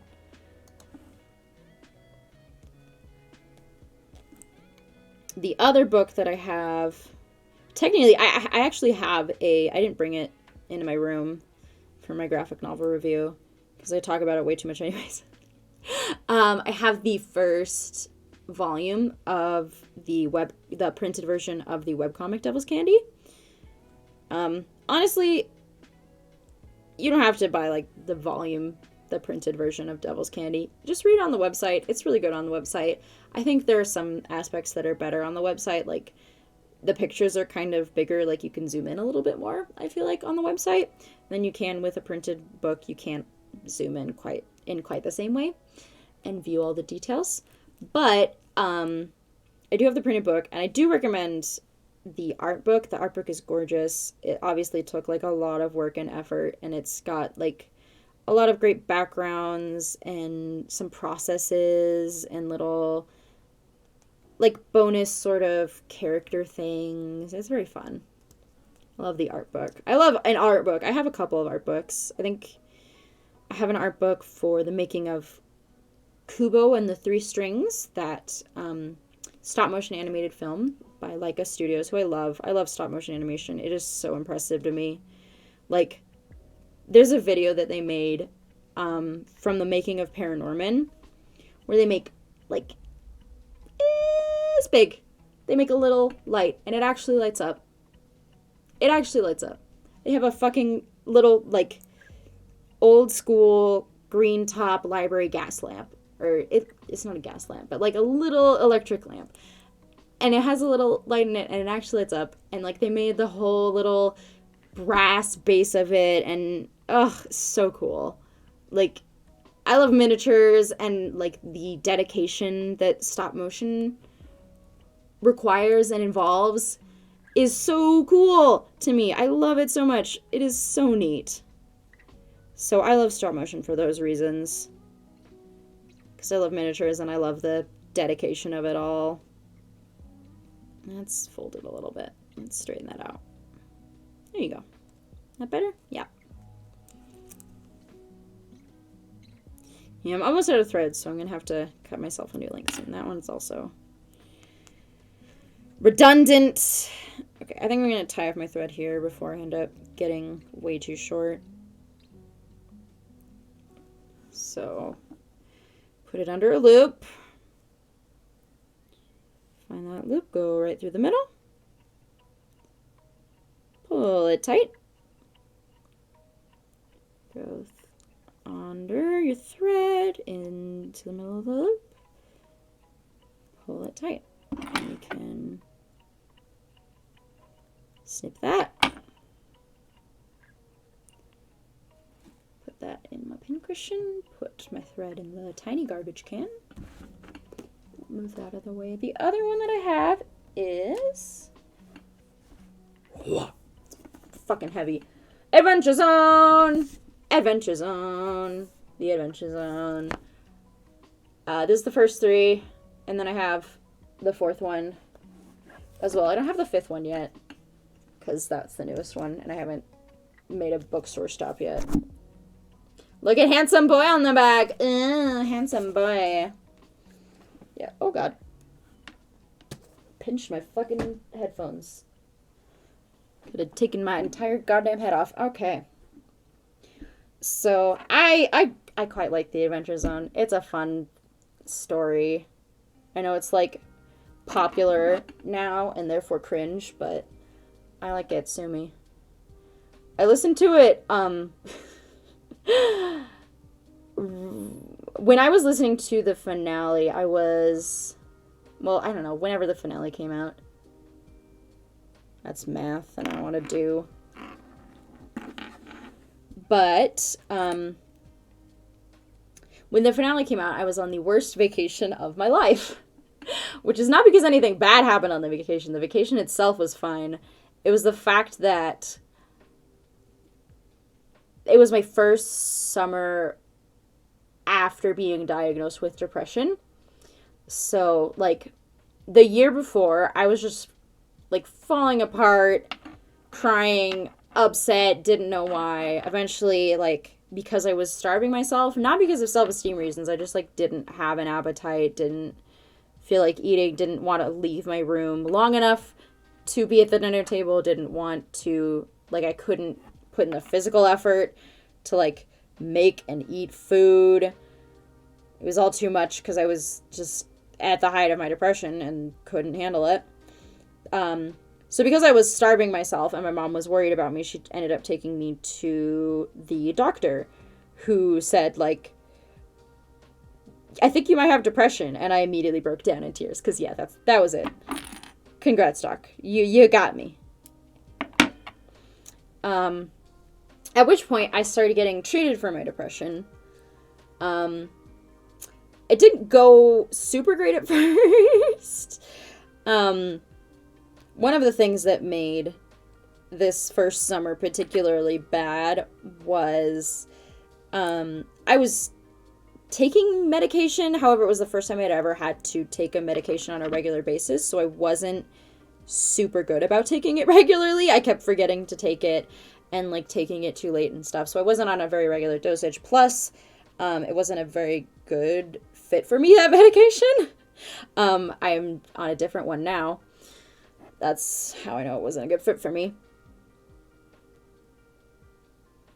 But, so while I was suffering through this, while I was having that, I was on vacation with my family and just having breakdowns constantly. And one of the bright spots was, I basically skipped out on all the activities that I could, unless it was like, I went to museums. I was fine at museums mostly, but I just had like massive social anxiety of like people looking at me and realizing I was mentally ill. I was like, oh God, no one can look at me. No one can see how like awful I am inside my head. None of them even noticed me anyways. I know that now, but I was convinced everyone was staring at me constantly all the time because, you know, that's how it feels. But one of the things is I had been left alone at the house we were staying at. It was probably like an Airbnb or something. I don't know. That or like a predecessor to that. We were renting a house near the ocean where we were at. And I think my parents and my brother went for like a walk along the beach or watch the sunset or something. I'm not sure exactly what. But they were having a fun time, and I had stayed home, and I was listening to The Adventure Zone, and it was, like, within the finale, like, it was the episode where Loop appeared. I remember that, and I remember sitting in that room that, like, smelled of the sea. There was, like, it was, like, a closed-in porch, one of those kind of deals, but it had a door between me and everybody else, which was the reason I was like, I want to sleep in there, I want to sleep in there, I want to sleep in there. Like, it had a little bit of a weird temperature fluctuation going on because of the fact that it was like an enclosed porch. But I didn't care. I was like, oh good, I can be away from other people. And I was sitting in there. I can have people not looking at me, which is like my worst fear at the moment. So I was sitting in there and listening to it, and I was just so happy. And I think that was one of the things where like for a long time I was like, not feeling joy, and I didn't really realize it until I found something that made me laugh, and I was like, oh God, I haven't laughed in like months. That's the first time I've laughed in a while. Damn. That's a sucky feeling, is when you realize like you've been going through it, haven't been laughing in a long time. But I'm doing much better now. I have the right medication. I see a therapist regularly. Most of the time I can eat food. You know, there's good parts and bad parts. Like, I think one of the most frustrating things is like, I'm never gonna be cured. For a while I was like, I'm gonna do this and then I'll be fine, and then nothing will be wrong with me and I'll be all better. And that's not really how it works. That's not how depression goes. Like, it's something I'm gonna be dealing with for the rest of my life, and I've had to accept that and be fine with that, even though it is sometimes very frustrating. But you know what? There's good in life too. There's bright things. There's lots of cool graphic novels I can read. If I was dead, I wouldn't be able to read them. Ain't that a pity? Oh God, it's trying its best to get tangled. Don't you do it. There you are. That's what I wanted.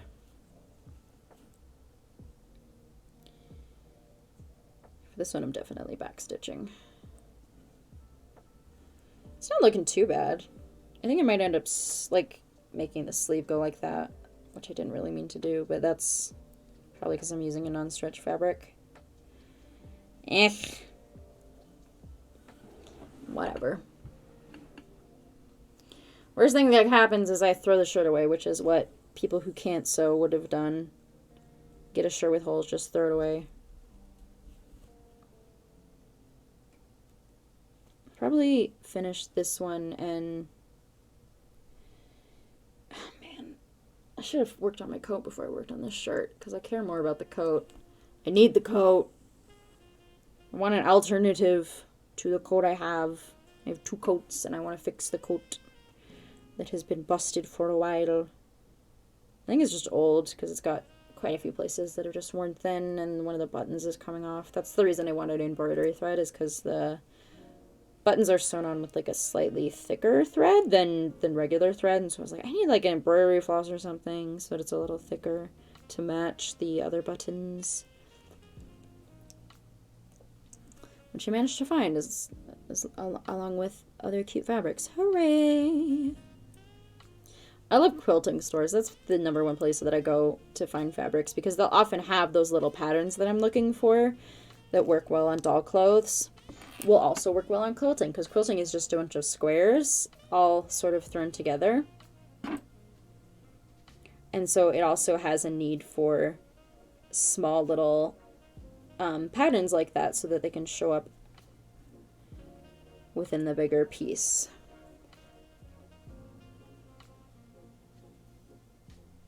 It's because I'm pulling it because I don't want it to be like not stretched, but should really choose the right fabrics and not just wing it like I'm doing. La la la la la.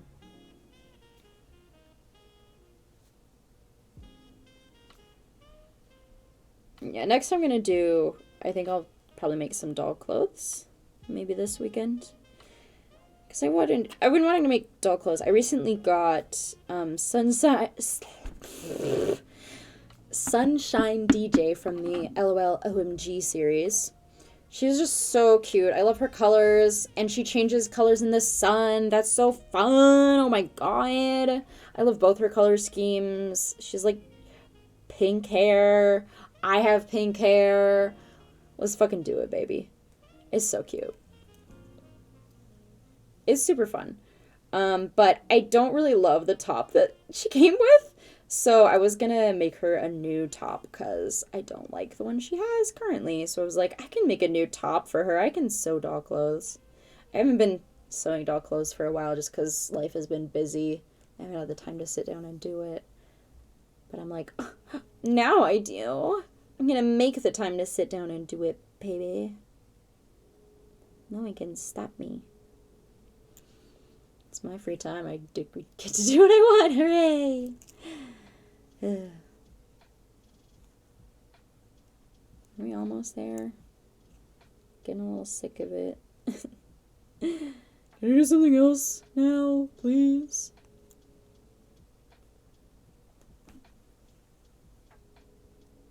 Yeah, I don't know what else. As I feared, I kind of ran out of things to talk about.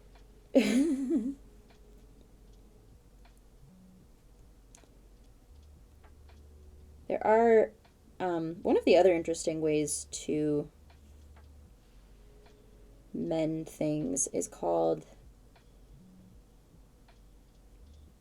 sashiko, I think. It's a very interesting method of stitching. It's similar to darning in some ways, but it looks very cool if you look it up. And that's the traditional Japanese way of mending clothes. It's all in like rigid lines and patterns, which makes it look very cool when you do repair work, which I quite like.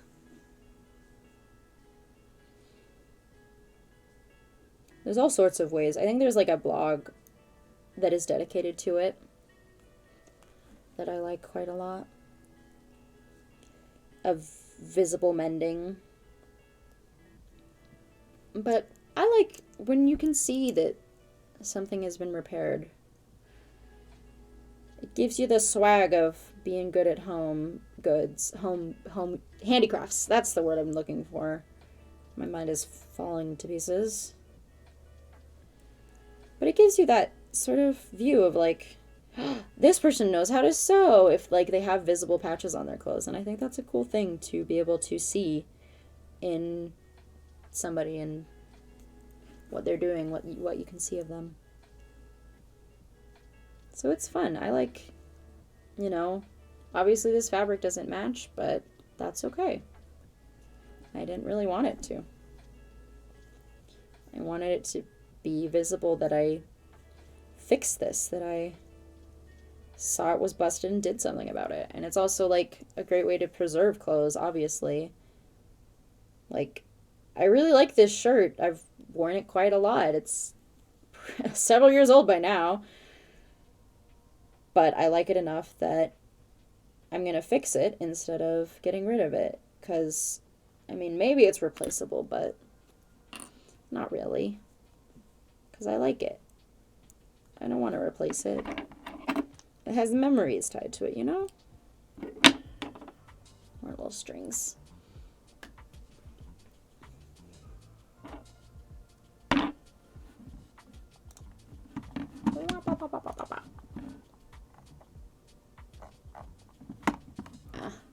The playlist just looped. Wah! 1 minute, 1 minute, 1 minute. Wah, wah, wah, the playlist. Quickly start the next one.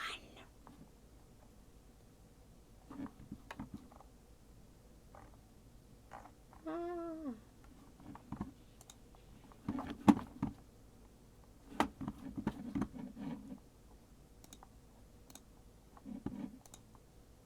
Oh, God damn it.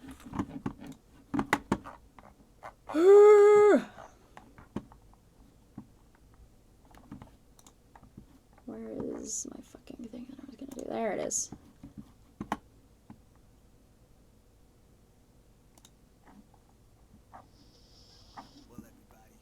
Alright. There we go. This one has fucking words in it. Oh my god. Okay. Sure. Okay. Okay, thanks for the well wishes, bud. Let's fucking chill. Alright. I am interested in doing like an AMA I went to the mental hospital because one of the things that I see online quite frequently that worries me and makes me sad is people seem to be quite scared of the suicide ward. They seem to think like, oh, don't tell your therapist that you're feeling suicidal, they'll lock you up. And that's really not how it works. Like, my experience was that I was like, I don't trust myself to not kill myself, so I'm going to ask to be submitted to the hospital. Obviously, like, sometimes the situation is you tried and failed, and that's how you end up in the suicide ward. That was what most of the other people in there with me were like. But I think it's, I don't know. Depictions of mental health facilities are usually used in horror games. Like, that's where they're most often depicted. And if they're not depicted there, then they're kind of scorned at and scoffed at. If it's being treated more realistically, which is also upsetting. Like, I don't want you to scorn at people who are, like, fucking going through it. That's not nice. Like, I don't know. My job has allowed me to meet a lot of people with disabilities, and that's one of the things that I'm like, I wonder how other people would react to them, to these people who, you know, make noises involuntarily, like, don't know how to clean up after themselves, all these different sorts of things. And, like, I love all of them. They're all deserving of the same amount of, like, care and respect that any human is. Just because they act differently and are weird doesn't mean you should mistreat them. And so I wonder, like, how other people react to them in public. Because I'm always like, you gonna say something? You gonna step up? Don't you fucking dare. I'll kick your ass about it. Don't insult my friends. Friends I'm getting paid to hang out with, but I still love them anyways.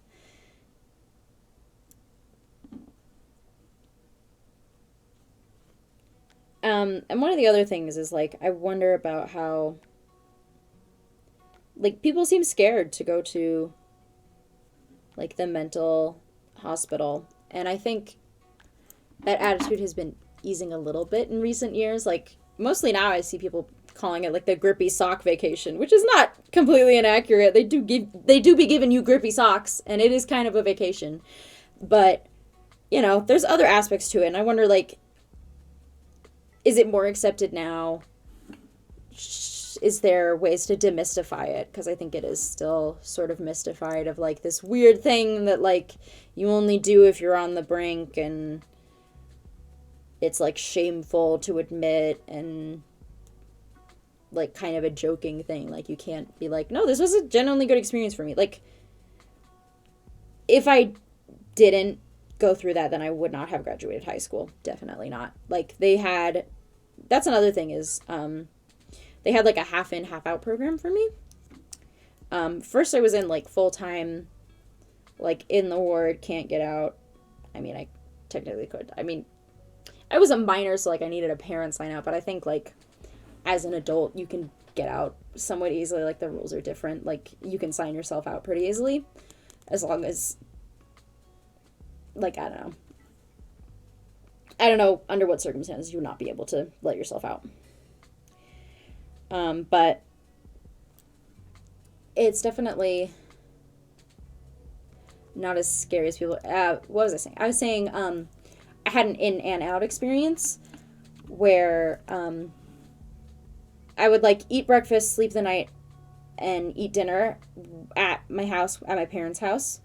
And then during the day, I would go there as if I was going to school or work. And we would do, like, half of the day would be, like, you know, schoolwork, like packets, makeup work sort of thing.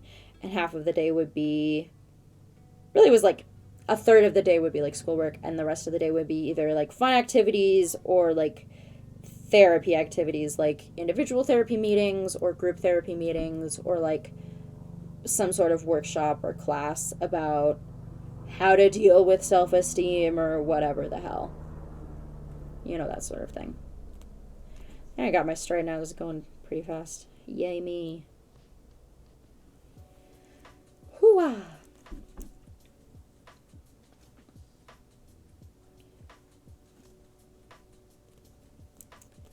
So that in and out program, like, I think a lot of people don't realize that that's an option. Like, I think my therapist didn't realize it. I told her about it recently, and she was like, oh, really? Like, I had a client who would have loved that. That would have been really useful for them.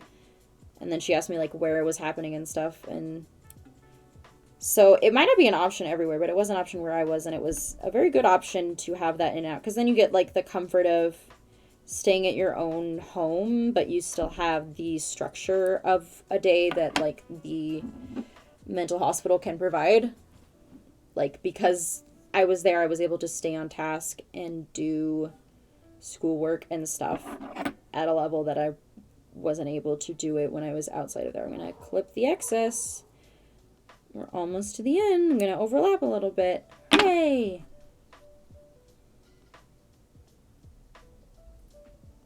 Let me tie this last bit down. And then we'll sew it closed in just a second. So it is something I'm interested in, like, what kind of thoughts do people have about that? What kind of questions do they have? I've always been interested, like, since I went through a horrible experience as a teen. I'm like, how do we... Ow, I just stabbed myself. Fuck! How do we tell teenagers that it's okay to have depression? How do we give them resources? How do we keep them from just hiding it? How do we listen to their calls for help? Because there was a lot of times that I was, like, unable to, like, actually go to someone and ask them for help, but I was, like, in my head desperately asking for help. I was desperate for someone to help me, and I couldn't figure out a way to get someone to help me. Like, we'd have little meditation Fridays in our yoga class, and so every Friday, it was basically, like, you were allowed to nap during class, and everyone was like, hell yeah, I get to nap during class. It meant I was alone in my own head, though, which is the worst when you're depressed. I don't want to be alone in my own head. Are you kidding me? That's bad. That's where all the bad things are. I don't want to be in my head. Oh, my God. But I was for those class periods, and it sucked ass. And so basically, every time I had yoga on Fridays, I would just lay on a yoga mat on my back crying. And that happened several weeks in a row. And no one ever said a word to me about it. And I'm like, hello, there's a kid crying in your class. Did you not notice? Did nobody else notice? Don't want to, like, get a wellness check? Don't want to, like, refer me to the school counselor? Like, no one told me to go to the school counselor. Like, I know we had a school counselor. I ended up talking to them after I had been, like, out of the hospital. And I was like, hey, we need to figure shit out. Like, I just got out of the hospital. We need to rearrange my class schedule and shit. But, like, no one ever told me to go to them. Like, my grades went seriously down. I was, like, refusing to participate in class, not showing up to class. And, like, no one was really noticing me or paying attention to it. And then, like, I remember sort of, like, on the tail end of my fabulous high school career that went so well for me, there was like a video about what to do if your friend has suicidal thoughts. And I was just watching it, just so bemused by it. God, I was like, I have suicidal thoughts and I don't like this video. Like, this is bizarre to me. Like, this doesn't make me want to reach out. I don't have any friends who are feeling like this. Like, what is this video trying to get me to do? It was very weird. And so I wonder, like, how do you best communicate with teens about that? How do you tell them, like, hey, this is okay, and, like, here are the resources that you have, and, like, how do you do it in a way that doesn't make them think you're lame and hate you? Because I think a lot of the stuff that I saw around that time, I was like, this isn't relatable. This isn't relevant to me. I'm gonna ignore it. Which is a pity, because, you know, I could have used some of those resources, but I really didn't. So I wonder about, like, how do you talk to teens about that? And that's a question that I've been mulling over for a while and haven't found an answer to yet, but maybe someday, you know? Yeah, it also makes me want to, like, talk to other people. Like, talk to people now who are going through that and, like, ask them, like, what kind of help do you want? What kind of help do you need? What would be the best way to present that help to you to make you realize, like, this is available, where you're not going to just dismiss it as, like, old people don't know how I really feel. Because, you know, it is a difficult thing to sort of toe that line of, like, I know more than you, but you also know more than me. That was one of the things that's always been frustrating to me, but as a teenager too, is I felt like I was being dismissed a lot as, like, an idiot and, like, not knowing things. And I'm like, hey, I do know some things. Like, there are things I know more about than you, adult who was talking down to me like I'm an idiot. Like, I knew then and know now, like, way, way more about LGBTQ issues than any adults I was talking to. They were ignorant as fuck. And, like, you know, they'd be like, oh, silly you, silly Rose, she doesn't know what she's saying. And I'd be like, okay, yeah, sure. You know more than me about science and taxes. I'll give you that. But I know more than you do about drag queens. I bet you that. You don't know what a drag queen is. You don't know the meaning of the goddamn word. And so I think, like, that's one of the things that also frustrates me about people's relationships with youths is the underestimation that can happen of where they're like, yeah, kids don't know anything. Kids don't know as much as me, therefore they don't know anything. No, kids know more than you. Everybody has something that you can learn. Everybody has something that they know more about than you do. Like, I was talking to someone once and I was like telling them this and they're like, I don't know anything. You probably know way more than me. And then I was further along in the conversation, they were like, yeah, I work with horses. And I was like, well, I know jack shit about horses and you know how to work with horses. Are you kidding me? That's so cool that you know how to work with horses and I don't. I could learn so much about the care and keeping of horses from you. And that's something I know nothing about. And they were like, I guess, but it's like just basic knowledge. And I was like, I mean, all knowledge is basic to somebody, but that doesn't mean it's worth less. That doesn't mean you can't still admire someone for having knowledge that you don't, for having a basic knowledge that you don't. And I think that's one of the things about kids that I so admire that everybody seems to dismiss is, like, kids always have something that they're interested in, that they know way, way more about than you. If it's like cars or dinosaurs or plants, they know about it. They know so much about it. They are dying to tell you about it. And, like, all of the adults in the room do not know as much as this kid does about the names of dinosaurs and plants and etc., whatever it is. And so when you're like, kids are stupid, they don't know anything, it's like, well, okay, they may not know some of the adult things that you know, but they know more than you on these subjects that they're interested in. Everybody has knowledge. Everybody has knowledge relative to their interests, to where they are in life, to what they have studied. So I just wish people wouldn't be so dismissive of people of the kind of knowledge that they have. Okay, I'm going to do one more stitch, and I think we're about done. God, it keeps being fraying on me. Okay. Yeah. Go on that side, and let's tie you off, baby. And I think I might be done for the day because it's getting a little late. Oh God, the whole thing is falling off the desk. Yeah, we'll work on the code another day. Might find some more stuff to review and talk about for another day. Oh, I just fucking looped that and didn't. That's the other thing, is if you're not careful, then you'll lose the loop and then you don't make a knot. Whoop. There's the loop. There's the knot. Yay. I wonder if there's tier lists of dolls. Like, I know they make tier lists of lots of things, but that would be an interesting one. If I'm making doll clothes, that would be a fun thing to do while I'm making doll clothes. Is do some little rating the dolls tier lists. Alrighty. That's a sleeve that will not fall apart quite as soon. Yeah, it is bowing outward, which I was worried about, but that's okay.